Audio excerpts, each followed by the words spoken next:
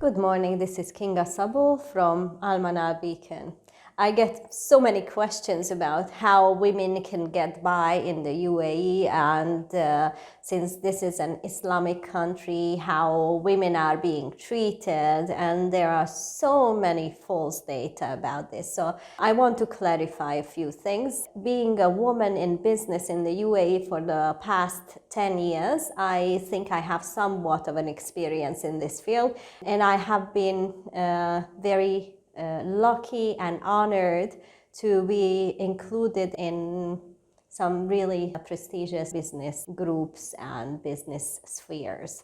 For example, I used to be first advisor to one of the sheikhs, and I think that speaks for itself that me as a foreign woman was good enough to be asked and assigned to be an advisor to the sheikh. So I think that speaks for itself, but let me detail and go into more depths of how is it being a woman in business in the UAE. Now, company registration. I don't know if you knew, but when you're a woman, a businesswoman in the UAE, in some places you're entitled to get a discount on the company registration fees. Now, show me another country which supports female or women investors and women in business in a way that it actually subsidizes the company registration costs. Honestly, I have not found any, but the UAE is the country where it's possible that you as a female entrepreneur get a discounted fee on the company registration. So I think that's quite attractive to start a business here in the UAE. Now, let's talk about privileges. In most of the countries, obviously, there are ladies' night and ladies' hours and various discounts for ladies. But in the UAE, a lady can also be prioritized when it comes to government services. In other words, if I go to any government institutions, any government offices, or even banks for that matter, I can have a priority access. So imagine that you go to your local government office and there is a line of 100 people, and just by looking at the amount of time you are estimated to wait, you get really crazy because you have so many other things to take care of. In the UAE, when there is a line of 100 people and you are a lady and start your process, you have a priority access. Let's say that out of that 100, 95 is men. That means you'll get serviced as the number 6 person in line.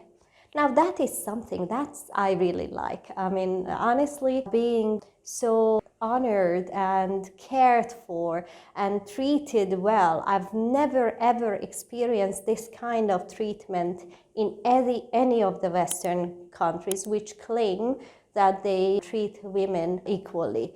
Now here, women are not treated equally. Women are treated better than men. So I think that is a major point. And I don't want to be treated equally. I want to be treated better. This I like. So now business access. How do you get access to different kind of businesses? How do you enter into business? Something that I have seen, what we Western ladies do wrongly, is that we go into a meeting with a local person or with any kind of local entities the same way we are accustomed to do business in the Western world, which means we use too much effort and too much force, which is really not welcome from a lady here. A lady should be humble and nice to be treated well. And I think we don't need to use force to be heard. We need to be humble and then we are heard. And local people really treat well ladies.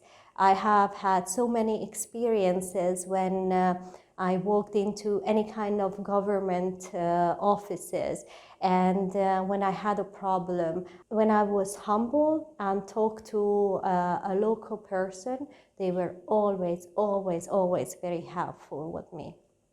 And I do believe that that is the key to success as a woman here. Forget your mode of operation in the West and try to adapt to the local culture, where ladies are humble and ladies are not forceful, and they are not screaming, and they are not shouting at other people. They speak nicely, and they speak in a very gentle manner. That doesn't mean that you're not knowledgeable, and that doesn't mean that you will not be listened to, but it will elevate your position as a lady, and you gain more respect. Now, for the treatment, I just spoke about most of my experiences, or most of the points that I feel is important as a treatment. I have a favorite story. I have a very, very dear friend of mine, an Emirati man, who has never ever shaken my hand. And nonetheless, we are really close. We are very good business associates, and we have been doing business for the past 10 years. Now, why wouldn't he shake my hand? Would he not respect me? No, it's the other way around. The reason why he's not shaking my hand is because he knows I'm married, and I'm only supposed to be touched by my husband or my sons, but definitely not a strange man, which would be a disrespect on my position as a married woman. And I do think this is such a high level of respect. I've never ever experienced this in any other parts of the world, where usually, even in business world, men keep touching women just as they please. That's why there are so many sexual harassment cases in the Western world. But here, it's really a high level of respect. And honestly, I don't mind not having my hand shaken. Nonetheless, the Emiratis greet me with great respect, and they treat me with great respect. And I really love that. So ladies, I strongly encourage you to come and do your business in the UAE. Start it and experience how a lady should be treated in a nice world.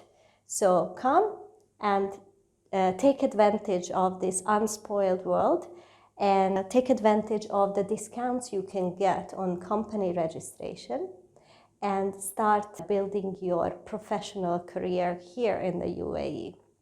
Please like my video and subscribe to our channel. I will be sharing more amazing stories about life in the UAE. This was Kinga Sabo from Almana Beacon.